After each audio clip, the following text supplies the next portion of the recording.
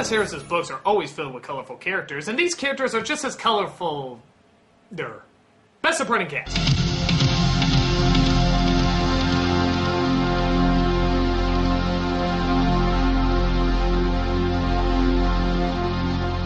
Again, a lot of good performances and actors to choose from. Let's start with Graham's family.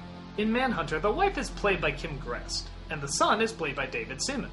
In Red Dragon, it's Mary Louise Parker and Tyler Patrick Jones.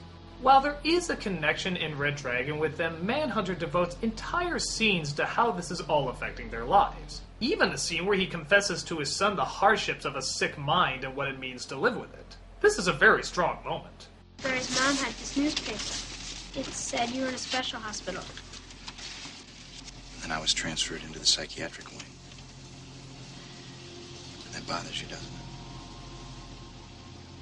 I don't know. Though, am I the only one distracted by just wanting to see the old labels for things? Oh my god, has Life and Grape Nuts ever changed their logo? The Nosy Reporter is also a lot of fun, played by a jackass Stephen Lang and a pompous Philip Seymour Hoffman.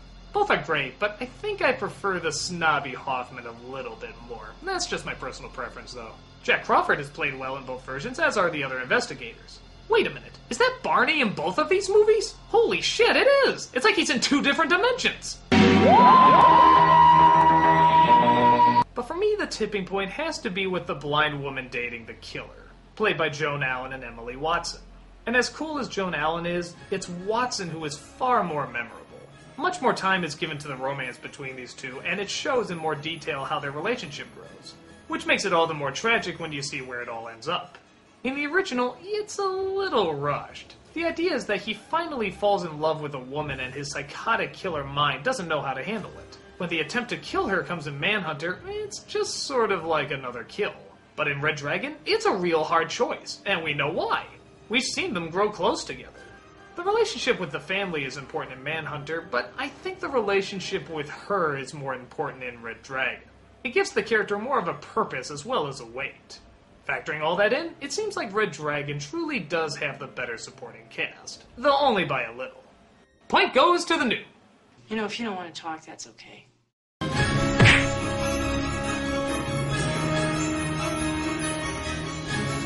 Once again, it's all tied up, and it comes to the most important element, the story.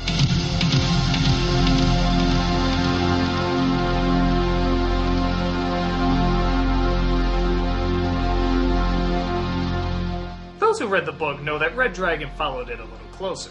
But as we all know, that doesn't always mean it's going to make for a better movie. You could make the argument that the ending in Manhunter, though different, did at least keep the story in mostly a 3-act structure. Red Dragon actually has 2 endings, a fake-out and then the real climax. I'll admit I'm not usually a fan of these fake-outs, but at the same time it did allow Norton a psychological confrontation with the killer as well as a physical one. In the original, he just sort of fights him off and that's it. The rest of the 2 stories actually follow pretty similar. The main differences are how much you see of the family, the girlfriend, and Lecter. You see more of Lecter and the girlfriend in Red Dragon, but you see more of the family interaction in Manhunter. For me personally, I prefer more Lecter and the girlfriend. Also, the story is a little bit more spelled out in Red Dragon. You can follow Manhunter okay, but a lot of stuff flies by pretty quick. For example, there's just a line in Manhunter when they say they searched Lecter's cell and didn't want him to know. In Red Dragon, they actually show what they had to go through to fool him, and whether or not it works. In fact, a lot of Red Dragon is more visual. I remember much more of the creepy sets, the bizarre imagery, and the dark shadows. Now don't get me wrong, Manhunter looked good too. But when I think of it visually, I think more large beaches and a lot of blank walls. Come on guys, can't you hang a picture in there? I guess there was that weird backdrop in the killer's house, but honestly, I don't get it. I don't get it. I don't get it. I don't get it. All of this contributes to tell the story more fluently and providing a more natural narrative. And in terms of all that, Red Dragon does move smoother. Again, with the exception of maybe the ending, every scene seemed to fall nicely into the next. And the characters that needed to be focused on were constantly focused on. Even the ending isn't horrible, it just sort of seems a touch unneeded.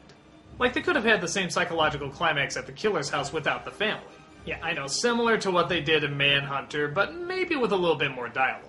So just to emphasize, I truly do enjoy both of these films. They're both great movies. But if I had to choose which one I like better, and I do, it would have to be Red Dragon. Though only by a tiny bit. Point goes to Red Dragon. In my opinion, the superior film. Oh, what a cunning boy you are, Will.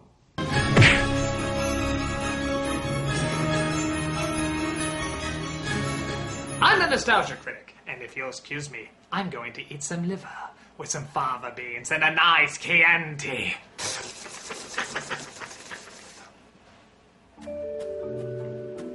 Hello, takeout.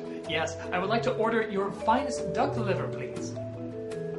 Oh, yes. Oh, sides? Yes. I would like a, side of fava beans. That would be lovely, yes. Something to drink? Let's do a Chianti. That'd be wonderful. What kind? A nice one. That'd be great. Something seems to be wrong with this phone. Would you like to leave me your home phone number?